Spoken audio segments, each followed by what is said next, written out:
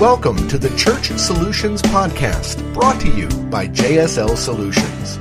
The Church Solutions Podcast is designed to help equip you and your church in the use of technology and other tools and services. And now, here are your hosts, Steve Lacey and Phil Thompson. And welcome again to another edition of the Church Solutions Podcast. My name is Phil Thompson. And I'm Steve Lacey. And we come to you on a regular basis with this podcast. We're actually a tech company, aren't we, Steve? We are. And what do we do besides? We provide live streaming for churches, mobile apps, websites, church management. We are a ministry-focused company. And we really are ministry-focused. We've been doing this since 2001, and you have, although I was involved in that in 2001, but you were customer number 2. I was customer number 2 at a church I was pastoring, and that church still uses the product. So There you have it. But we talk about a lot of things besides tech-related things. We have a heart for churches, volunteers, pastors, senior pastors, because Steve and I have been involved in church stuff for a long time. We won't get into how long, but it's before Christ, I think. It's been measured in ice ages. All right. So we have a special guest today, and we're going to actually talk a little bit about audio as it relates to streaming video. And our guest today is James Wasem, and James is an audio engineer. He's actually installed and operated sound systems for hundreds of churches, schools, and businesses. And he's written a great book called Great Church Sound, which we'll get into in a little bit. He's got some good, helpful tools in there that you and I can use if you're involved in volunteering at your church or maybe on staff. This is something that would probably be beneficial for you. So we're going to talk about some of that. But James, thank you so much for being our guest today. Oh, absolutely. My pleasure to be here. Well, we're glad you're here, and you are you're from is it Montana? Is that where you're from originally? Yeah, Missoula, Montana. So out in the middle of the Rocky Mountains is where I'm originally from, and that's kind of my home base these days. Yeah, wow. I lost a brother to Montana. He went there. Yeah. He took a job for a short while in Billings and said, "This is the most beautiful part of the world. I'm never leaving." And then every winter he swears he's going to, but he's been there, I don't know, 25 years now. Well, that happened to my wife as well. It's a common story. I stayed in Missoula, Montana many, many years ago in an old hotel, and I guess it burned down right after I left. So I don't know. But enough of that. So, we're glad to have you here, James.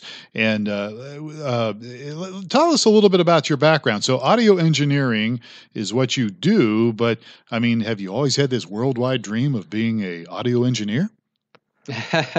Well, I started out playing drums in a band, and being the drummer, I guess that qualified me to be a sound guy at the same time or something.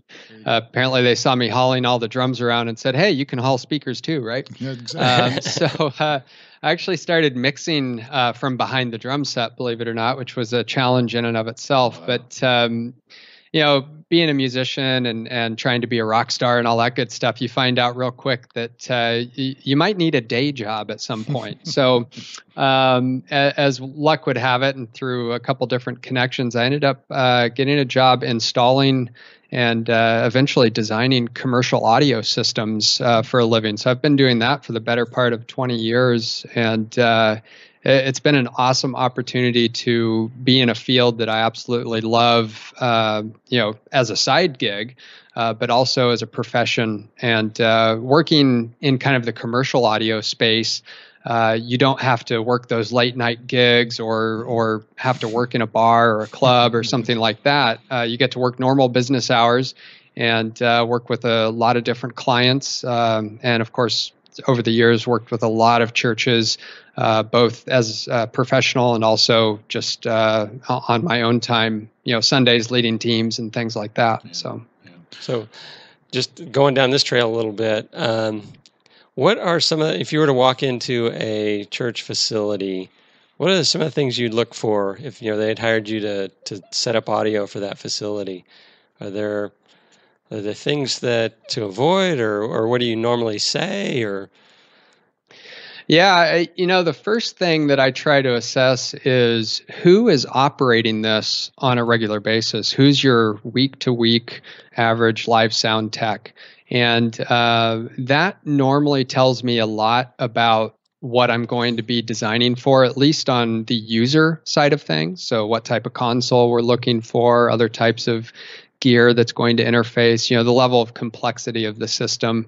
Other than that, it's really assessing kind of their average use case scenario. So what type of music do they play for worship? Is it traditional or contemporary? Do they have different types of services with different types of music? Things like that. And then if I'm going into an existing facility and looking at doing some retrofitting or updating, I'm always looking at how they hung their speaker cabinets, because a lot of times you walk into churches that have kind of done it themselves, and you see everything from cables and chains to dog leashes or dog chains. I've actually even found. So you try to deal with the safety components as well if you need to. So. What about flooring and walls? Do you consult in that area? That's one area that I haven't gotten into a lot in terms of professionally with the acoustics and things like that. Obviously, that's a hugely important thing. And oddly enough, when you're involved in the design process, the acoustic treatments often get pulled out of the budget early on to save money. And then you end up spending it in sound system fixes or other things after the fact. So I haven't done a lot of consulting or design work on the acoustic side of things, but worked hand in hand with many sound system and acoustics engineers with that to complete the system. Yeah. Well, audio is so important in any presentation you're doing, especially churches. Today, we want to talk a little bit about audio as it relates to streaming video. And we get this question a lot.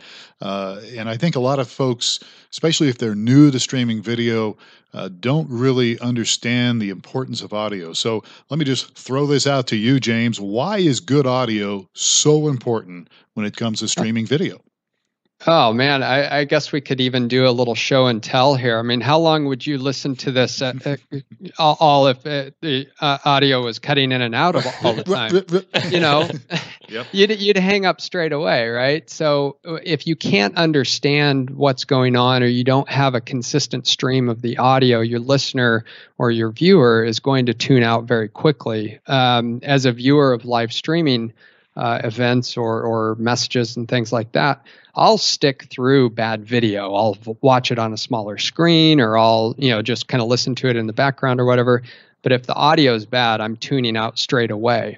So that's the number one reason audio is so important, and it's a very easy thing to kind of put your finger on. But there's nuances to it that add to that experience, especially when you go from, say, a high energy worship environment where you're playing a lot of dynamic music, and then you transition to the pastor or somebody giving announcements and things like that. And then all of a sudden the audio quality or the volume level changes. What does the user have to do? Do they need to turn the volume up on their phone or computer or whatever they're listening on to compensate for that? So how do you deal with this and deliver a very consistent and engaging audio stream as part of your audio video streaming service? So we have, obviously we're a company that does provide streaming video, and we've got churches all sizes with us. And I've even run across larger churches that don't have this audio thing down. So give us some practical helps here. I mean, let's just say I'm new to streaming video and I've spent some money on cameras. I've got some pretty good equipment as far as switchers and all that good stuff. I've got a great company that I work with called StreamingChurch.tv. Shameless plug. But what about the audio thing? How can I ensure that I've got good audio going along with my streaming video? What's some basic steps I can do? Yeah, there's a couple different things, and it really depends on your configuration or your mixing console and levels of complexity. But I guess to start at the very base level, the number one thing you can do is have some compression set between your mixer output and the live streaming encoder or computer that you're using to generate that initial audio input to the streaming service. So having a compressor in there, what that does is it kind of helps squash or control the dynamic range. So that music problem, the dynamic range problem we talked about between worship service and somebody starting to speak or give a message, that starts to control that. So you don't have these massive peaks during music and then this low gets up to speak. So starting with a base level compression is really important. But if you want to really take it up a notch, you could even have a dedicated mix for your live stream that could be useful. And some consoles, some digital consoles, you can actually create that as a separate kind of mixing component if you really wanted to, or if you have a control room where you're mixing for video anyway, you could try that. That's a more advanced scenario. And there's a couple different options kind of in between there, but those are your two main ones. But I'll always put a compressor in there to help control that dynamic range. Ironically, as you're explaining that to us, we're doing this interview with Skype, and James is in another location, and so we noticed your audio was kind of getting a little garbled there, but that's because of the internet. So sorry, folks, that's not on James's deal there. It's probably on my internet service provider. All right, so a compressor probably would be your ideal situation in between. Well, that's I assume that would be step one, right? That's an affordable. Yeah, putting a compressor in there. He was kind of leaning towards you have a separate mixer, is what we're doing at our church. Right. Is you take the feed off the soundboard and then you mix it for the stream separately. All right. So, right. Well, let's move along here. So, go ahead and elaborate a little bit on that, Steve. Go ahead. I'm a newbie to some of this too. So, what's a compressor cost? If I want to I plug it in between my soundboard and my encoding computer. Yeah, you can. I think Rolls makes a really cheap single channel compressor for less than a couple $100 if you really wanted something really cheap, just a small black box that does it. A lot of digital mixing consoles include compressing options on every input and output. Oh, okay. So a lot of times you can assign a bus, main output or a bus output with a compressor on it and apply some small compression to that, or get a little bit more of a kind of pro level outboard gear like a DBX compressor or something, and put that in. And those run the range from, $150 to $300 or $500, depending on the level of quality you're looking for and different features. So I've got compressor, I got an audio, I've got a feed coming out of my board into a compressor, and then where's it go from there? Do we go straight into the encoder, or do we have another mixer? I mean, again, if you have a mixer, I would think you would have a compressor on that mixer, right? That's in line if you wanted to go that route. Yeah, it really depends on the workflow and how much control you want out of that signal. Of course, every step along that way, you have to make sure that you're maintaining the quality of that signal level. So if you add more devices in the middle, you need to make sure your gain is set appropriately and that you're not peaking the signal or boosting things too much or adding noise into the system. Because every component you add can have a level of noise that's associated with it if you're not careful, especially when it's still analog audio. Right. So that's just something to be aware of. The simpler the setup you can use, typically the better in terms of troubleshooting and working with the average volunteer user. And then, of course, that final output goes into the computer if you're using that as your main encoder for software, or your encoder appliance if it's a regular, just kind of a dedicated black box encoder that takes your audio and video feed into it. Right. And there's even instances where some cameras are starting to be built with automatic encoding for the video, and then they have an analog audio input into the camera, and that all gets encoded at that location and sent out. So it really depends on your infrastructure at that point. How important would you say audio bit rate is? So, you've got your live encoder, you're streaming, your bit rate for your video obviously is important for the quality of your video, your resolutions and all that good stuff. But what about audio bit rate? Well, it depends on what you're trying to do with your stream and how high of a level you need. Honestly, a lot of the stuff we've done has just been at kind of your standard 16-bit audio. Just to get it out there and make sure you're not overtaxing it. If you have a higher internet connection, you can certainly go much higher than that. But typically, I stick with the baseline and increase it from there if I'm able to. But otherwise, I don't really worry about it too much. All right. So let's say I'm in the back of the church. I'm in charge of the streaming video, and let's say mixing. Obviously, mixing. You're sitting back there and you're mixing house sound is obviously much different than what's going to go on over the internet. You get what I'm saying? I mean, mixing online is going to be mixing different from the house. So explain a little bit of that to me, and are there some tricks, are there some tips that you would give for somebody wanting to mix the audio online? Yeah, one of the classic things that happens is somebody gets up on stage to do some announcements, and they may not be used to holding a microphone or something, so they're holding it down by their belt. And, everybody in the room can hear the announcements acoustically, but it's not coming through the sound system very well because the microphone's 2 feet away. So how do you translate that? Well, one of the greatest ways to do that is to have maybe a dedicated room mic or some sort of ambient mic that picks up the overall sound in the room that you have a little extra control of. And if you really wanted to, you could boost that into the mix to pick up that extra sound or to compensate for what's going on in the room. That also gives the average viewer at home or on the go the opportunity to hear some of the ambiance in the room and some of the feedback from the congregation and different things like that. So that's always a good kind of fallback method to kind of protect yourself in terms of that tin can effect that can happen. You get very isolated very quickly if you're just depending on instrument microphones and handheld microphones and things like that to capture your audio. So try to have a good room mic or a stereo pair of mics available to kind of compensate for that. Yeah, good advice. Steve?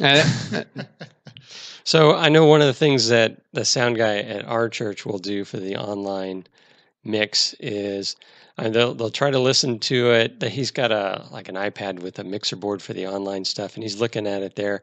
But he'll run over to one of the computers in the back office that has a decent set of speakers on it, and he'll listen to it, coming through the computer. Is that an important thing to do, or? So he's listening to it as other people would hear. As other people would hear, but that's huge. When I'm running live streaming, I'll have several different devices open. I'll have obviously the headphone output of the mixing console. I'll monitor the feed that goes into the compressor, the one that comes out of the compressor. I'll have all these different levels. As many places as I can monitor, I'm monitoring from time to time and checking in because anything can happen. It's live, it's live sound, live production. So you want to check your signal before it goes into the encoder, after it, comes through the encoder, and then once it goes through the CDN and the distribution points, you want to listen to that feed as the viewer is seeing and listening to it. So that's a hugely important thing. Somebody might listening to this podcast might, especially if you're not familiar or you're thinking about streaming video, might think this is overwhelming. But honestly, if you were to put together like a little checklist or something, those things you just mentioned, James, I mean, you have a little checklist and you have it there in front of you and you get used to doing it. It kind of becomes second nature. Yeah, it really does. I mean, and we're really talking about 3 different primary points to check off, right? We're talking about the feed coming out of the board to the compressor or the encoder. We're talking about the software, the encoder utility that's actually monitoring the audio and video feed and splicing it together.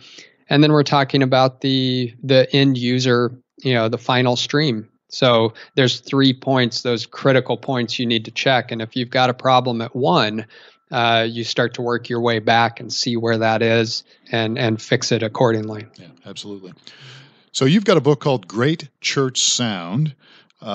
which, as I mentioned at the very beginning of this podcast, some really nice tools in here to make your church sound better and feel more confident, which is always a good thing to do. How can people get this book? Is there a website? Well, actually, I have your website here, greatchurchsound.com. Is that correct? Yeah, that's correct. The book is available on Amazon as well as kind of the primary outlet. It's available in print on paperback. It's available for ebook on Kindle or any other digital device. And it's also available as an audiobook on Audible. So 3 different ways to get that. Yeah. So is this a book that, and we've got a mixture of sound guys from my church.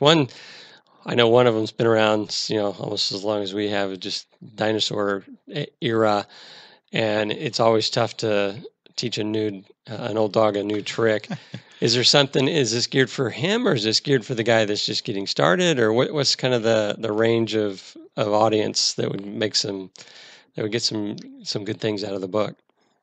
Yeah, so the original premise of the book really came from me trying to lead my sound team and teach them, and realizing I didn't have a decent training resource that I could pass along. So I was like, I've got to come up with something. And it took me 12 more years to finally stop procrastinating.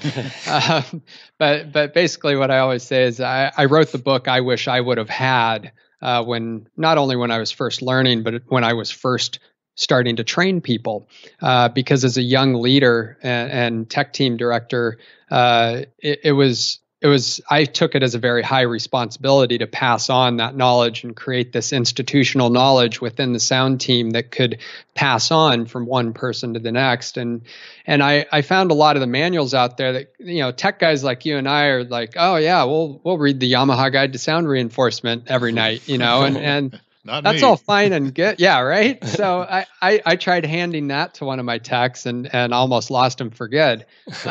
So I was like, there's got to be a better way. So I tried to simplify the language, and what I've found is that it's obviously perfect for the new volunteer, somebody that has no idea what they're getting into. And kind of takes their hand and holds them through the process. But it's also great for leaders that are looking for a quality training resource that they can give to a variety of different people approaching the tech team and really get everybody on the same page. Because let's face it, there's workflow considerations, there's time management, there are process management issues that as a sound team, even if you're in a smaller medium church with 3 sound techs or 2 sound techs, or maybe you're in a bigger church with a much bigger team, it's helpful to get everybody involved in the same process and knowing the same terminology and doing things with the same fundamentals in mind. So that's really what I, kind of tried to build it to be. Yeah. James Wasem, the book is called Great Church Sound, and you can get it greatchurchsound.com or those other places he mentioned. We got a few minutes. I want to talk to you about something else here. You founded or co-founded a company called Giggy. Is that how you say it? Yeah, Giggy.me. It's a live streaming company. We don't work in the church market too much, so we're not direct competition. So. Well, that's good. But now this is for some of this. I mean, bands can be involved in this. Am I getting this right? So this came out of kind of myself and my co-founder. We've been musicians and playing together for years and years, and as the music scene has changed and the business models have kind of shifted for indie artists, one thing that we saw was just how do you monetize what you're doing online. And so we were part of an initial wave of tech companies that got involved providing a online concert experience for independent musicians to be able to kind of monetize their gigs online. So Giggy was formed out of that, and we created what we call a live ticketed events platform. So somebody can sign up, create an event, charge a ticket price, invite fans to buy a ticket, show up. It's a virtual concert experience. Wow. So I assume this would be available for any size venue? I know my son plays even house parties where they have, or house band kind of things. Yeah. Yeah, we've done this for house concerts. We've done this for living room concerts, kind of CD release parties. We've done this as kind of simulcast, so bands playing at a venue and they want to open it up to a wider audience. We've done festivals, things like that. So yeah, it really runs the gamut from living room or bedroom concert scenario all the way to a bigger live stage. Cool. Wow. That sounds interesting. And there's a lot of, I mean, doesn't matter if you go to church or not. There's a lot of people in bands that want to, get out there and do some things. That sounds like a good deal. So again, it's called Giggy.me. Yeah, that's correct. Giggy.me. And right now we're kind of undergoing a little bit of development. So if you go to the site and you get directed to a 2.0 page coming soon, then don't be surprised about that. We're always improving the platform. There you go. And Gigi is Gigi.me, is that right? Gigee. Oh, okay. All right. Gig-E. Okay. Yeah, .me. All right. So we're out of time here, but James, thanks for being with us. And again, getting back on what we originally talked about when it came to streaming video and audio in general. Great Church Sound is the book, and it's you can go to his website, greatchurchsound.com. You can contact James there. You can get his book there, or you can probably see a list of other things as well. Yeah, make sure you download the free app. There's a free mobile app for Android and Apple devices that lets you have a ton of tips and tricks. It's got a little digital practice mixer on there, and also a RTA and SPL meter. So it lets you kind of measure the sound level in your room. So that's a free resource for everybody to download. Nice. Yeah, that sounds great. I will do that. I would definitely do that for my church. All right, James. Hey, thanks so much for spending a little bit of time with us today. We sure appreciate it. My pleasure. Thanks for having me. And if you have any questions, folks, about what we talked about here, maybe you want to add something or subtract it, you can just send us an email, support@StreamingChurch.tv. Be happy to hear from you and tell your friends about this. And so we are done here. The guy across the table is Steve Lacey. I'm Phil Thompson. And thank you, folks, for listening to Church Solutions Podcast. I got churchapplive.com on my head. That's one of our apps. We were talking about apps. So, again, another shameless plug. But the podcast is Church Solutions. And we're glad you spent some time with us today. We'll catch you next time on another edition. Have yourself a great day.